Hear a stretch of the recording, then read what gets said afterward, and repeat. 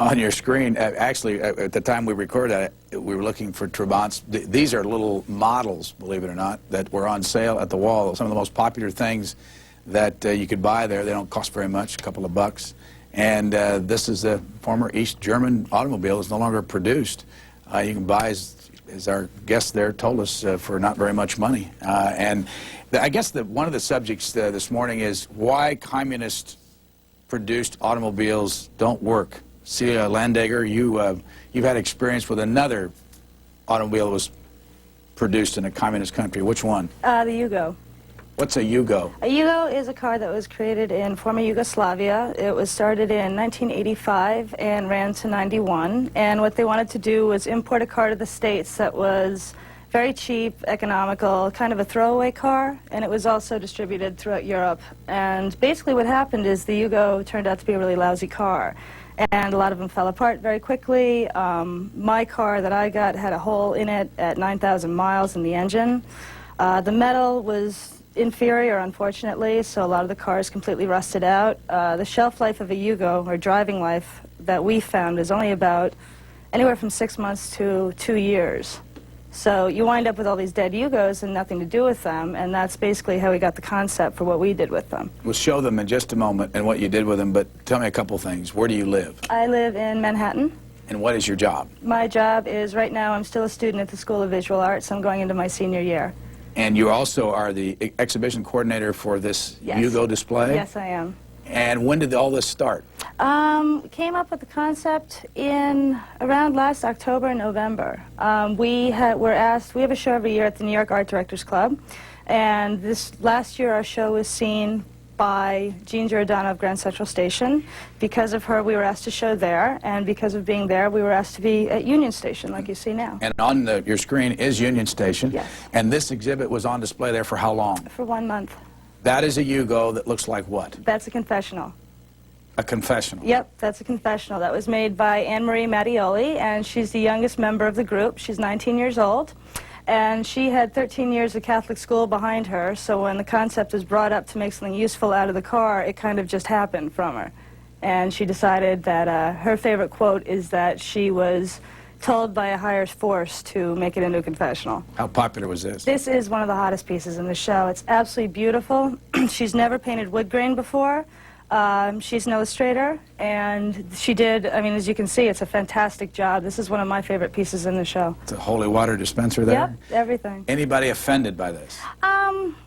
Maybe 1 or 2 people, not really. We've actually had a lot of priests come through that have really liked it. One priest was interested in actually getting it for his parish. We've had 1 or 2 people that didn't really get it. They thought it was a church, and that's fine.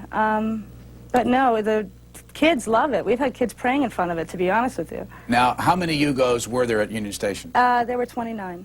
And what's this? This is the Yugo shower, and this was made by Jude Dominique, who, his idea came up because he's always late for work and hates the fact that he can't shower on the way to work, so this was kind of his solution on how to get to work on time and get there awake and clean and bathed. How much did it cost to buy these Yugos? Yugos averaged $100 a piece.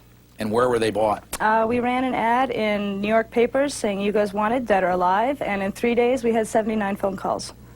How many of those were good enough to do this kind of thing with? We looked at probably about 90 Yugos before we could find actually 36 that could be worked on. A lot of them were so rusted out that you just couldn't do anything at all with them. What's this one? This is my piece. This is a Yugo baby grand piano. And how much did it cost you to complete this? A lot of money. This is the most expensive piece in the show. This is my senior year right there. My grandmother passed away a couple years ago, and when the concept first came out, I didn't know how I could afford to do this piece. And as luck would have it, she sent me a check from her estate, so that covered a majority of the Was it thousands of dollars to do this? Mm-hmm. Multiple thousands? It was over $10,000. It was over 15. And did you do all the work on it yourself? No, I didn't. I designed the car. We only had 6 weeks of execution, so the metal work on that I wasn't able to fully do alone. This? This is a slot machine done by Cindy Nagy. She cut the car in half. This is the back of the car, and it's full of coins. It actually does function.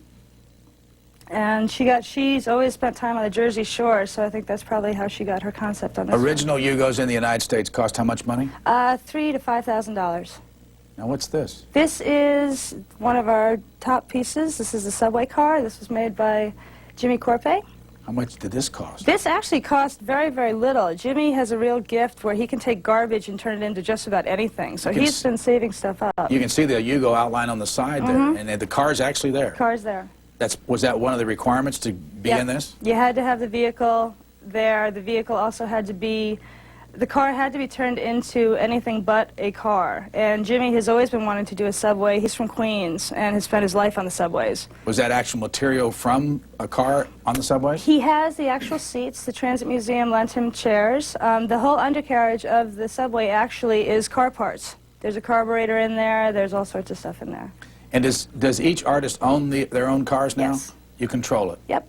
And where are they at the moment? Right now, they are in storage, waiting for their next spot to go.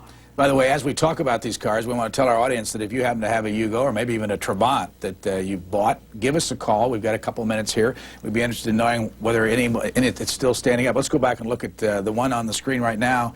Is a what? That's a Yugo submarine. That was done by Joe Verney.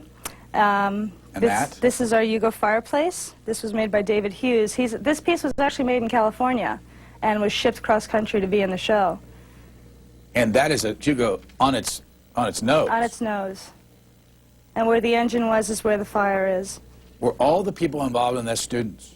Yes, students and alumni. So you had to have taken the 3D class in order to qualify to be in this show. Did you get a grade for this? I did because I'm still in school, but a lot of the other people didn't. How big a turnout did you have over at Union Station? More than we would have ever dreamed of. What's this? This is a Yugo telephone. This was done by Scott Lesiak, and he's from Jersey. He's also a graduate of the school.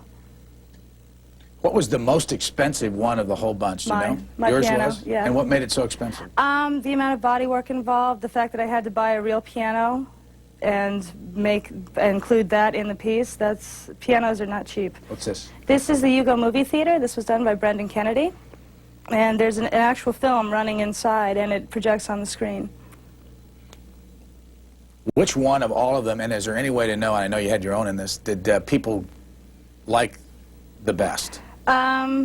It's funny, there was no shining star. The confessional was definitely one of the top two. I think the shower and the toaster is a big crowd pleaser. And that actually... That toast. You can see the smoke coming out of it. Mm-hmm. And the toast comes up. Yep. It looks like we may see it, or may not see it come up. And that was done by Piera DiGiulio. She's now an art teacher. She's an alumni. As we're looking at this, let's have a caller from Nashville join us on the line. Go ahead, Nashville. You're on the air. I have a sentimental, melancholy kind of story, Cecilia. A year ago this week, my dearest grade school friend died of breast cancer. But about a year and a half prior to her death, she knew she was not going to live much longer, so she wanted to see the world and see this country. And she didn't have very much money, so she bought a used Yugo, and believe it or not, she traveled all throughout the United States in that Yugo. It made it. And made it. And she drove, I drove with her a few times, and boy, I didn't know if I would make it. But she camped out in Texas and camped out in California in this little Yugo and had a ball with it. She go by herself? Yes, she did, and believe it or not, that Yugo still sits in her driveway. I'm glad to hear she got a good one. But she had a good one. Thank you very much for the call. We have another call waiting from Grand Rapids, Michigan. Good morning. Yes, I'd like to mention on a sadder note, if you remember the Yugo that went across the Mackinac Bridge and was lifted by a gust of wind and a woman driving it, and, you know. When did that happen? What year? Oh, golly, it must have been 4 or 5 years, well, 6 years ago. And was the woman killed? Yeah, the woman certainly was, sure. It just went off right around in the middle part of the bridge and hit the water, and I don't know how long it took them to get her out, but sure, she was, I'm sure, dead on impact. Thanks for the call. Anything else like this in the folklore of the Yugos in this country? Nothing as touching as the story of the woman who went cross-country that I'm aware of. We have had countless Yugo owners show up and tell us about the cars. A lot of people go, yeah, this is the greatest thing you've done to them. They're a piece of junk. Other people have called and said they're absolutely wonderful cars. So What's going to happen to all these cars? What's next for this? we're looking for a sponsor, and we're looking to tour. So How much would a sponsor have to come up with in order to make it work? It really depends on where you go. We are interested in going to Europe. We are interested in going basically anywhere the show will take us. To go across the country, to be honest with you, I don't have sufficient figures for that. Now, if somebody watching wants to have some role in this, who would they contact? They'd contact Kevin O'Callahan at the School of Visual Arts. And we should have an address on the screen right now. It's 209 East 23rd Street, New York, New York, 10010, and it's Kevin O'Callahan. Correct. Who is he? He is the curator of the show. He's the one that came up with the idea and is our leader and our teacher. I have a fax here from Sterling, Virginia, which says Lawrence Eagleberger, former ambassador to Yugoslavia, that's not in there, it's my words, lost his shirt investing in the Yugo. Is this the reason he now has so much animosity towards the Serbs? Please ask your guest to discuss his role in the Yugo. Do you have any idea? Honestly, no, I'm sorry, I don't. We have a call from Lake Paniscobe, or Florida. Pronounce it for us. That's Lake Panisopki. My apologies for butchering the name. What's on your mind this morning? Yeah, I got a 1988 Yugo. You still drive it? I sure do. It's in great condition. Hey, how many miles you got? It's about 72,000. You're a very lucky man. How many miles to the gallon do you get on it? Somewhere around 19 to 21. Does it have a speedometer? Sure does. How about a gas gauge? Sure does. One of the things we learned about the Trabants when we were over in Germany 5 years ago, they had no gas gauges, so... yeah.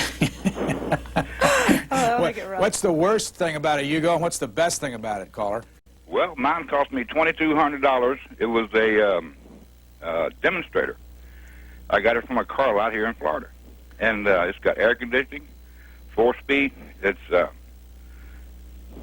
And one of the reasons we do this is to talk about you know, how it interrelates with the economy and the government. And how about regulations from the government about catalytic converters and things like that? It's got it.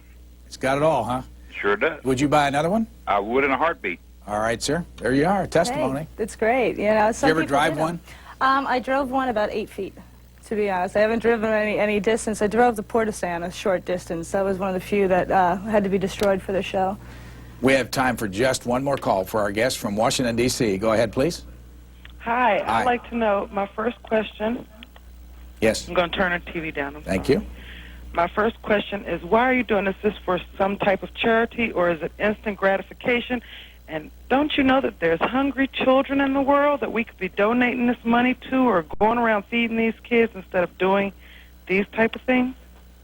Thank you. Okay.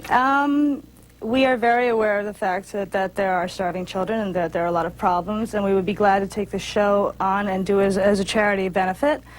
We are a bunch of art students and alumni, and we were asked to do an assignment, and this is our way of completing the assignment. One thing that the show has done, which I think is extremely important, is that it has made roomfuls of people laugh and really have a good time, and I think that laughter is something that's missing a lot right now, and for me it's very, very important. And the fact is, it's rated G. You can bring your kids, you can bring your grandparents. You don't have to worry about something popping up that might be offensive to anyone. Now, when you went to Union Station, it cost you nothing to see these, but Right. who paid for you to be there in the first place?